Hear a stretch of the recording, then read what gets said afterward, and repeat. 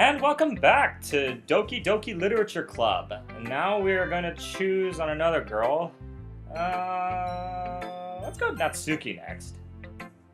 This one's alright. Alright? Well, yeah. About as good as yesterday's anyway. I see what you were going for, but it's just not really my style. I mean, that's fine. I'm mostly glad that you're just trying a little bit. Well, of course I'm at least trying. Why are you so emotionally invested in my poems anyway? Isn't that more of a compliment to me? Stop looking at me! I'm not attracted to you. We're friends. Fabulous friends. Forever friends. It's not like I care. It's just that one of us has to...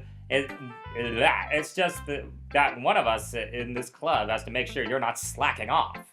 Really? I thought that was Sayori's job. Well, what if you ended up scaring me away? That's... It's not like you would actually do that. Yeah, you're right. You're, like 2 feet shorter than me. I could probably punch you if I wanted to. It's kind of fun to hang out here, even if I have to put up with you. Ugh. Natsuki elbow comes in contact with my stomach. Oh, maybe I won't mind scaring you away after all. I was joking. Oh, I know. So was my elbow. It was joking too with your gut. Isn't that funny? Because it's a gut punch.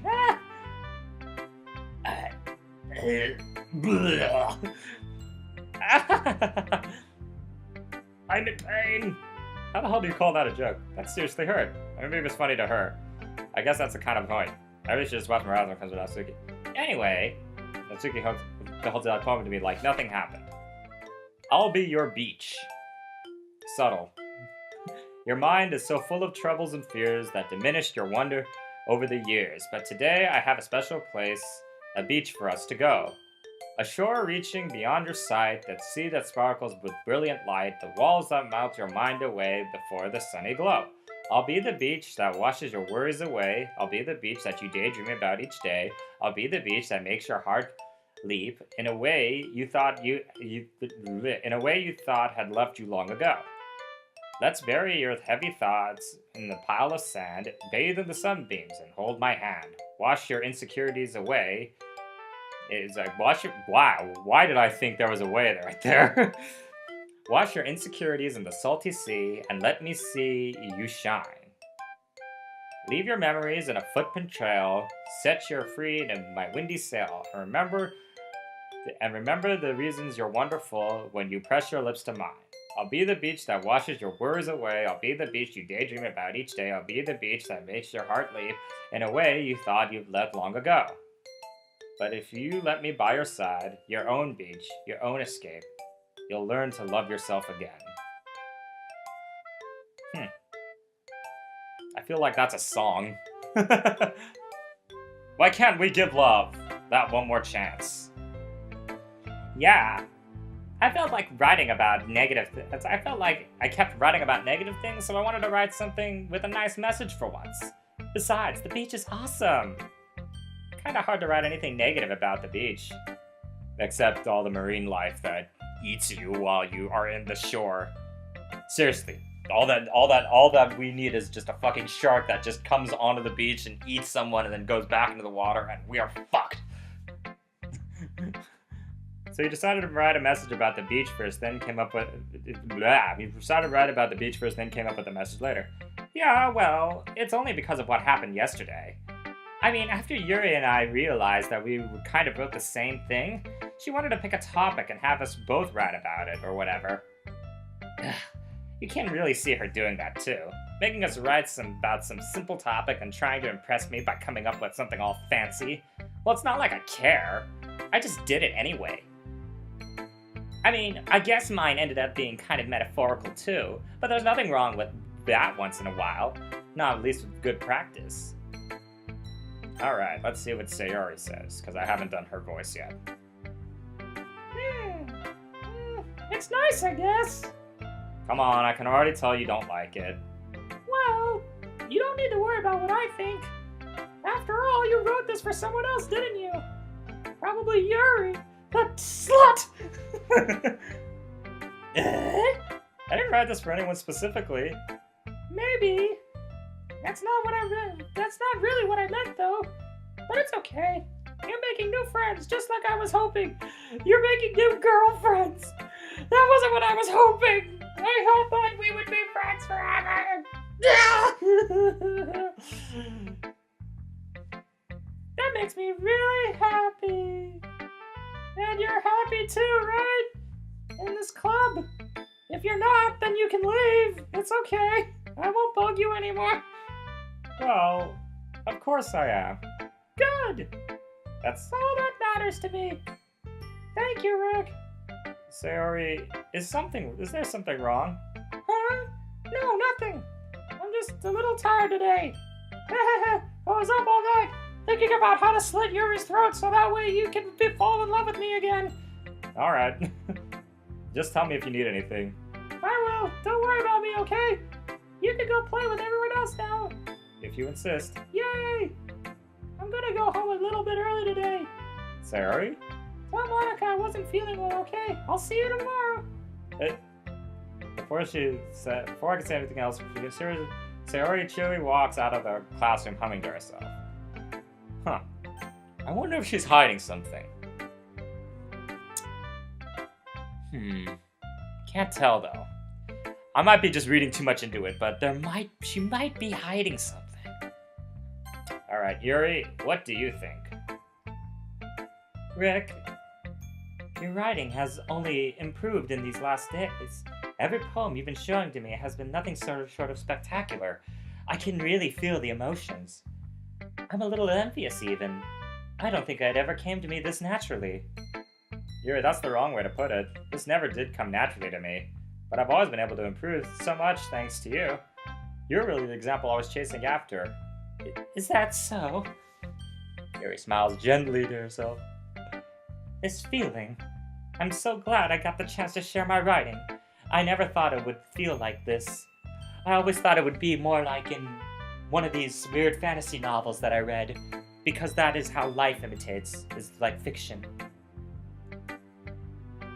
I remember you mentioning that yesterday. I can't believe you're so good at something that you've never shared it with anyone. It's kind of a shame. Maybe, but it's not like I really had a choice. What do you mean? Well, he smiles sadly. During lunchtime, I eat by myself. Did you know that? It's a great time to find a quiet spot and do some reading. In fact, I always have some books with me. You could really say I enjoy reading. Well, that's one way to put it, but books are so amazing and full of inspiring people. This is like one of those things where it's just like, it's like that, as they said in Frasier, it's like, well, when you were out, it's like when you were reading that Walden book, you were doing it on a family camping trip. He's like, what better time to read about nature? And he's like, yeah, but that's the thing, is that you were in there reading about it while we were all enjoying it. It's like, yeah, books can inspire that amount of thought, but how can you live? Good Will Hunting! People you want to fall in love with, or people you would just know you'd make a really good friend.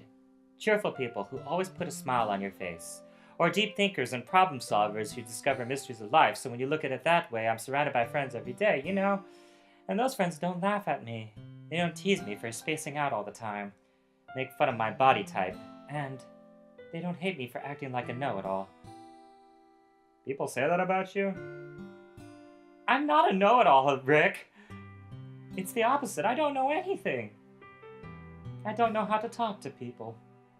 I don't know how to make people see me as normal. You know what's funny is that, yeah, like, usually people like this wear this as a badge of honor now. Or at least from my experience. Especially back in high school where it was like, whenever you were the weird ones. That was my crew. That was who I hung out with a lot, were all the weird people. I don't even know how to make myself happy. I have all these feelings, and all I can do with them is read and write. But it wasn't until now that I started sharing it with you that I really understood what was missing all this time. But I haven't done really anything. No, that's wrong. Just being patient and respectful. That's really important to me. I know I'm a difficult person, Rick. I speak too slowly. I second-guess myself all the time. I read too deeply into things. but every time, you've always treated me just like someone else. It's so rare I feel comfortable with myself when I talk to you others. But that's why every time I talk to you, I just feel really happy. I see. Well, I treat you how you deserve to be treated, Yuri. And if other people don't see it that way, then fuck them. I mean, I joined this club hoping I would make friends. I would say I've had at least one success. Wouldn't you? If you put it that way, yeah. We really are friends now, aren't we? But this time she's smiling as she does it. Oh, it's so beautiful. You want to show me your poem? Yeah, I do. Let me get it for you. Beach. A marvel millions of years in the making. Oh, a marvel millions of years in the making. Oh, okay, there we go. Where the womb of Earth chaotically meets the surface, under a clear blue sky, an expanse of bliss. But beneath the gray, rolling clouds, an endless enigma. The easiest way to get world to get lost in is one where everything can be found. One can only build a sandcastle where the sand is wet. But where the sand is wet, the tide comes. Will it lick you at your foundations until you give in, or will a sudden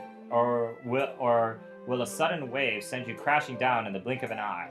Either way, the outcome is the same.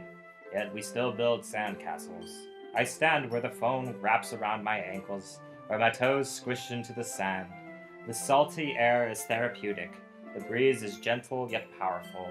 I sink my toes into the ultimate boundary line, tempted by the foaming tendrils. Turning back, and I abandon my peace to erode at the shore.